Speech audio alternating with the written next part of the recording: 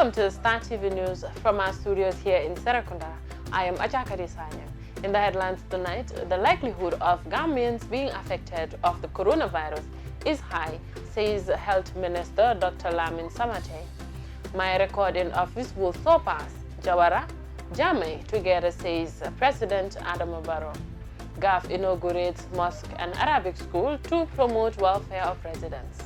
Buttrop Senior Secondary School crowned Inter-Schools Athletics champions for the 5th time in a row. On the international scene, Biden and Sanders tear into Trump over coronavirus response. Russia, Turkey begin joint patrols along Syria's M4 highway. Democratic Republic of Congo warlord Thomas Lubanga released from prison. Those were the headlines, and now the news in detail.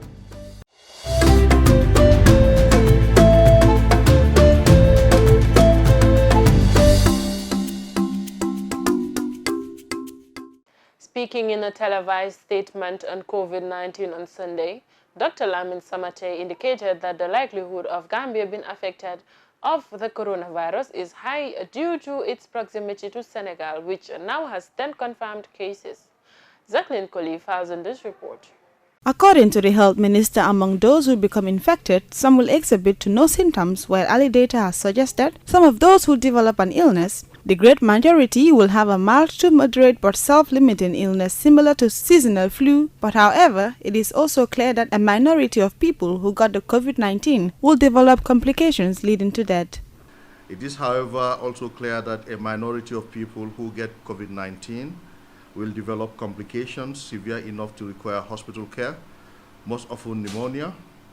In a small proportion of these, the illness may be severe enough to lead to death. Minister Samate outlined that his ministry has learned a lot from its previous plans for the Ebola virus prevention strategies.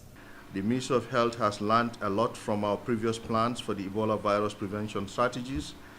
Many of the structures are already in place and needed to be activated. The many improvements in our health facilities over the few years have also enhanced our preparedness to respond to the outbreak. The Gambia government, through the Ministry of Health, has been planning an initial response based on information available at the time in a context of uncertainty that can be scaled up or down in response to new information to ensure a flexible and proportionate response. The Ministry of Health has reactivated the Screening Committee of the Public Health Emergency Task Force, renaming it as the National Health Emergency Committee. The Ministry of Health first reactivated the Steering Committee of the Public Health Emergency Task Force and renamed it the National Health Emergency Committee so that it continues to prepare and work even if there are no emergencies. This meeting was very successful, the initial meeting, as the mechanism for wider cooperation among stakeholders was commenced and a plan set out. This meeting was conducted in early February 2020.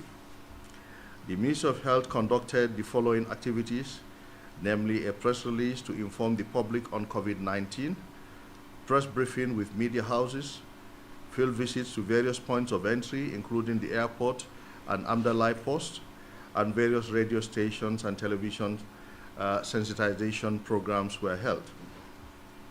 The National Health Emergency Committee comprises of 6 subcommittees, namely coordination, case management, laboratory and disease surveillance, logistics and safety, risk communication, social mobilization and community engagement, psychosocial support and research, and each with a technical lead. Since the launch of the National Health Emergency Committee, the various subcommittees have been working very hard to strengthen the preparedness efforts. The Gambia is yet to register a case of confirmed coronavirus infection, but a total of 355 people become people of interest. The Gambia is yet to register a case of confirmed coronavirus infection.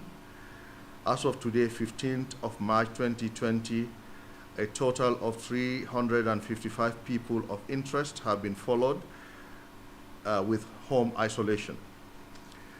149 of them have completed follow-up without any symptoms, and 206 are currently still under surveillance and none has shown symptoms so far. Of the total seen, only 8 required laboratory testing, and we are happy to say that all were negative. On the preparedness plan developed by his ministry, Samata indicated that the estimated cost of the plan is about $8.8 million. The Ministry of Health, with technical support from the WHO Country Office, has deployed a national COVID-19 preparedness, have developed a national COVID-19 preparedness plan, which covers a duration of 1 year. This plan has already been circulated to partners for possible support. The estimated cost of the plan is about $8.8 million. While the COVID-19 plan was being developed, the Ministry of Health engaged in various activities such as raising awareness among the general public, strengthening of the surveillance system, orientation of healthcare workers, and provision of supplies to points of entry. The Ministry of Health is indeed grateful to partners for their timely intervention in supporting the efforts of the ministry. The Ministry of Health has organized the training of various officers, including Public Health, Clinical Health, Immigration, Food Safety and Quality Authority, the Fire and Rescue Services, and the Gambia Revenue Authority on the infection, prevention, control, and proper use of personal protective equipment, and it's all extended to both public and private health facilities. All hospitals have isolation room for use, and there are plans to extend this to major and minor health centers, and there are also 2 negative pressure rooms at the Medical Research Council for similar usage at the disposal of country, indicated Dr. Samate. The Gambia has been doing laboratory tests at the Medical Research Council, and this has mitigated the burden of transporting a biohazard out of the country. With all its attendant risks, has enabled the ministry to test results within 24 hours. Reporting for Star TV News, I'm Jacqueline Colley. His Excellency President Adama Barrow has told a delegation from Basse that his intention is to deliver a development record that will surpass the 50-year record of the first and second Gambian presidents put together. Binta Koli reports. The delegation, comprising prominent and influential citizens of Basse, were at State House on Sunday, March 15, 2020, to pay a courtesy call on President Barrow and present to him a roadmap for the development of Basse and Upper River region as a whole.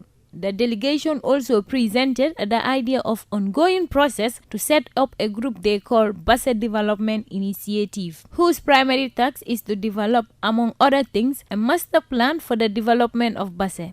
Such a plan will cover a central market for Basse, road infrastructure, youth employment, and business development. In their view, this will provide a solid complement and support to President Barrow's vision for the development of their region. For President Barrow, Basse and URR are his home region. Hence, he is aiming to build a legacy that will lift Basse from marginalization to a commercial and business hub that will serve as an example to other regions in the country. What I am delivering to the URR within 3 years is already unprecedented in the 50 years history of independent Gambia. My aim is to deliver in 10 years what former President Jawara and Jammeh were not able to deliver during their period in office, President Barrow said. As a student, he recalled spending up to 2 hours at the Basse ferry crossing point just to cross to the other side. When he was campaigning for presidency in 2016, it took him 4 hours to trek from Basse to Fatoto, a journey that would have lasted for 30 minutes on a normal circumstance. Standard road that is currently under construction. Now that he is president, a key priority for him is to uplift living conditions of the people in that remote part of the Gambia through the construction of key roads and bridges, schools and hospitals, among others. Under such a plan, Basse would benefit from a first-class market complex in place of the one recently lost to Inferno, a dry harbor, fuel storage facility, and a 4-star hotel. As a metropolitan town, Basse is hoped to trade from Conakry, Bamako, Bissau, Freetown, and eastern Senegal. Hence, such facilities, along with 24 hours electricity supply, will turn the town into a city and make it ripe for industrial growth through commerce. To accomplish such a lofty ambition, President Barrow urges all to give his mandate the support it requires, especially the URR and Basse. Other speakers at the ceremony include Minister of Youth and Sport, Hadrame Sidibe, Minister of Tourism and Culture, Hamad Ba, Mr. Modu Lamin Balde, Binta Balde, Fatou Kande, Asan Jallo, Hamid Giago and Bachili. For Star TV News, I am Binta Kuli. The Gambia Armed Forces on Friday inaugurated a mosque and an Arabic school at Hamza Barracks in Banjul. The mosque is meant to promote the welfare of the residences. Modo El Baji sent in this report. The inauguration of this mosque and the Arabic school in Hamza Barracks will help the residents and their neighborhood, especially Muslims, to perform their religious obligations as required and inculcate the teachings of Islam to their children.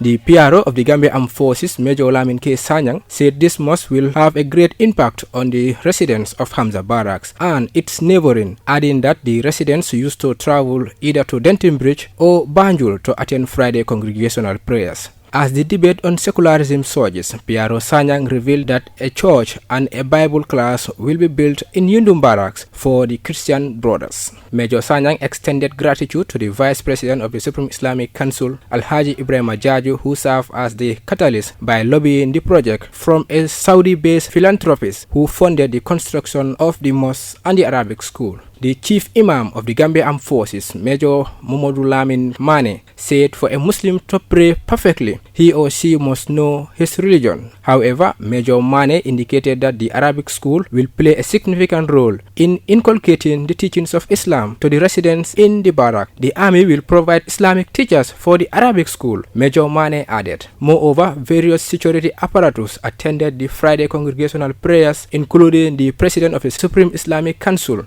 The construction of this mosque is as a result of gesture done by the former Chief of Defense Staff, Masane Nkinte, in serving the welfare of the armed forces. Modu El Baji, Star TV. The National Youth Council with the local organizing committee of the Kanifing Municipality Council under the leadership of the Lord Mayor Talib Ahmed Bensouda held a press conference on the National Youth Conference and Festival event preparation slated from 15th to 20th April 2020 at Banjul. Mariama Dem reports.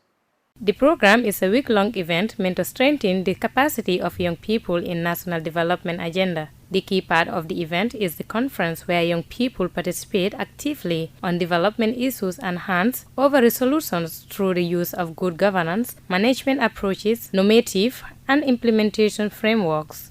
The chairperson of the local organizing committee, Lamin BCC, explains their preparations measures towards the NENCOV 2020. We have these ongoing preparatory meetings at subcommittee level. That is the health committees, food committee, the conference committee, sports as well, and then equality, the logistic committees. What we are also doing is we are also engaging on fundraising activities. We've met the Lord Mayor and we've discussed how we intend to participate in this year's NECON and how we also intend to raise funds towards NECON 2020. And again, we are also, currently what we are also doing is, like today, having public notification that is informing the general public how prepared we are towards the NECON, because this year also we want to make sure all the trophies are brought back to KMC. The National Youth Councillor Kemo Bojang says NECOV is a platform where young people come together to discuss issues affecting them in society and the whole country at large. We believe that NECOV is important as it brings young people together to discuss their issues. That Gambia being a country and looking at our history in the past, we believe that we will be able to move to the future we want only if we are able to see that we come together and forget our differences. NECOV provides that platform. NECOV is somewhere that we as young people have safe spaces where we can discuss most of the things affecting us. The conference being my focus area, even though sports is also important, but I believe that the conference should be more supported. We believe that KMC would give our utmost support to the conference, and we make sure that our delegates will be able to represent young people in the municipality at the NECOV 2020. The Lord Mayor of Kanifing Municipality Council, Talib Ahmed Bensouda, described NECOV as a youth celebration event where all youth can talk about alarming issues pressing them in the country. The National Youth Conference and Festival, I think, speaks for itself. It's a conference of all youth and, of course, a celebration of youth. It is important that youth issues are heard, youths discuss amongst themselves what their most pressing concerns are, and that the Gambia at large hears them. I myself, I am a youth, just 33 years old, so of course this is my festival as well, and I will be fully participating.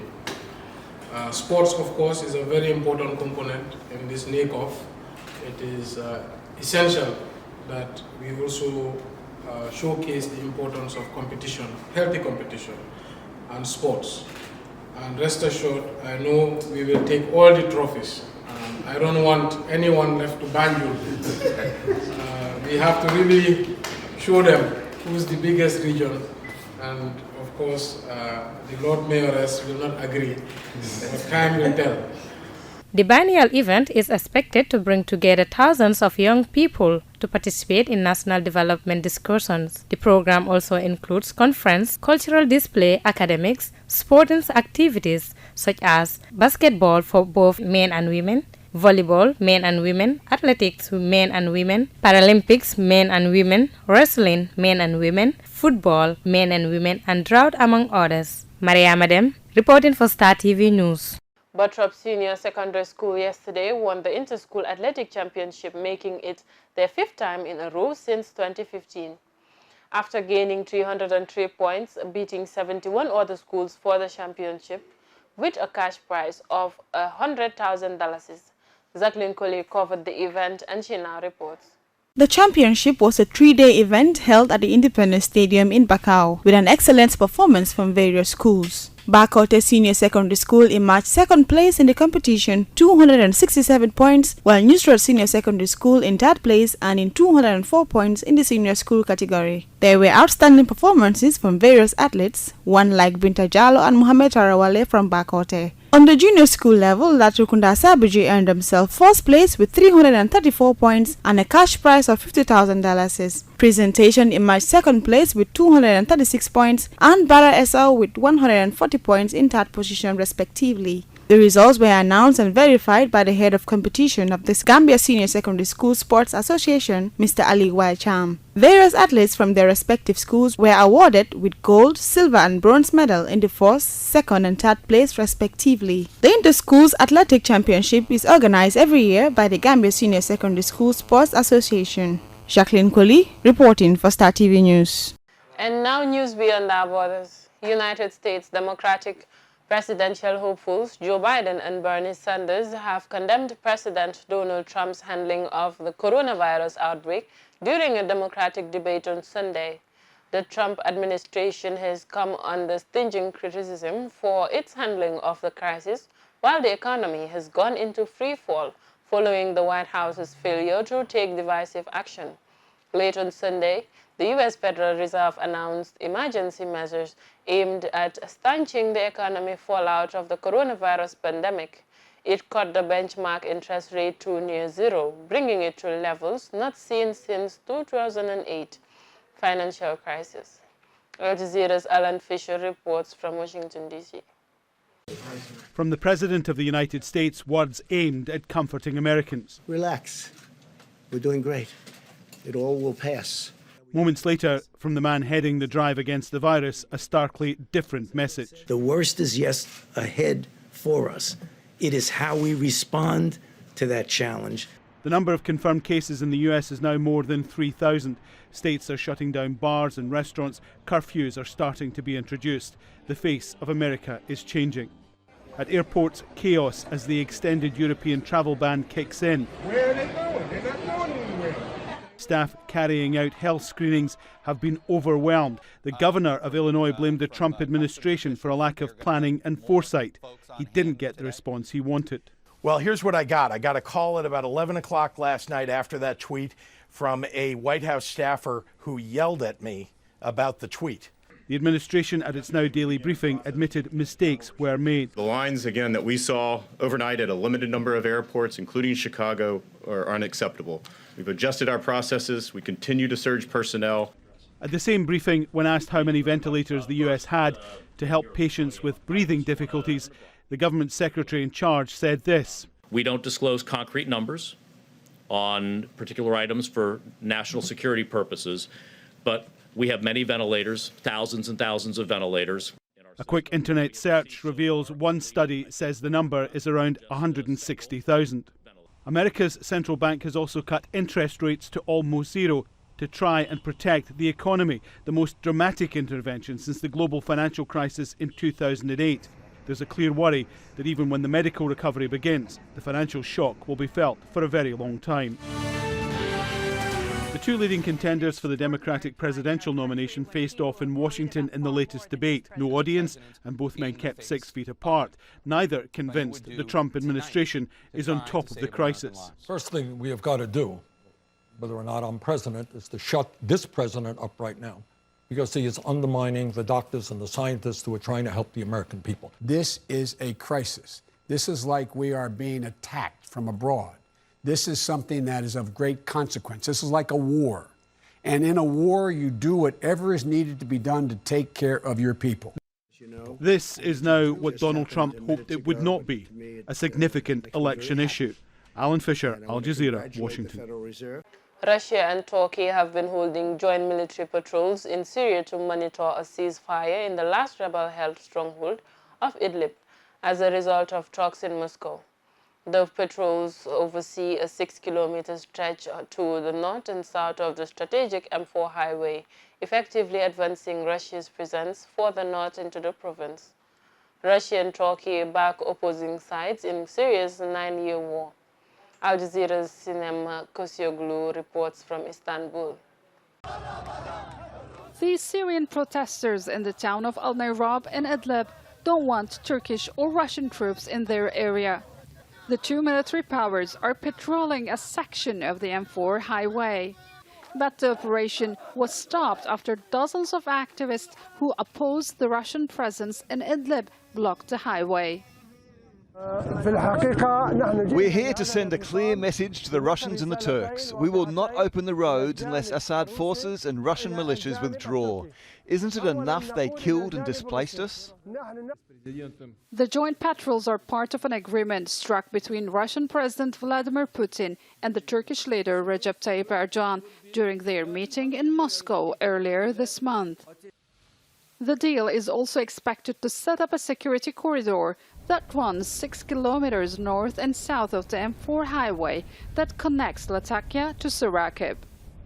But since Sunday is the 9th anniversary of the Syrian war, there is heightened tension.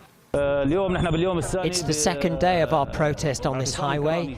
It's the anniversary of our revolution. For 9 years we've suffered the regime's massacres. We don't care about agreement. We will not allow Russians here. They should get out of our country. The fighting in Idlib has been catastrophic for the people. Nearly 1 million Syrians have fled their homes since the government, backed by Russia, began its latest offensive last December. It happened despite a deal back in 2018 that turned Idlib into a de-escalation zone, supposedly clear from acts of aggression. Most of the people who have escaped have now crowded at the Turkish border. Turkey already hosts more than 3.6 million Syrian refugees.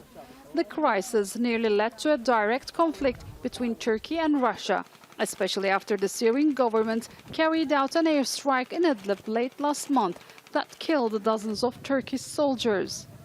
Ankara responded with drone strikes and artillery fire that killed hundreds of pro-Syrian government forces and destroyed over 100 armored vehicles. Many ceasefires have come and gone in Idlib. Some even lasted less than 24 hours. Turkey and Russia insist they still want to preserve the latest ceasefire despite supporting opposing sides in the conflict. It is unclear how they will achieve this, but the rebels are worried about losing their last stronghold in Syria. And Russia says Turkey is not using its influence to control the opposition fighters, most of whom Moscow accuses of being terrorists. Sinem Kosoglu, Al Jazeera, Istanbul. The first man to be convicted by the International Criminal Court has been released from prison. Supporters gathered outside the jail in the capital of the Democratic Republic of Congo to greet Thomas Lubanga Dilo. He was found guilty of recruiting child soldiers to fight in the Second Congo War in 2012. Al Jazeera's Laura Bodron Manley reports. To his supporters, Thomas Lubanga left Makala prison in Kinshasa a hero. But to others, he was considered one of the most dangerous warlords in what's now the Democratic Republic of Congo.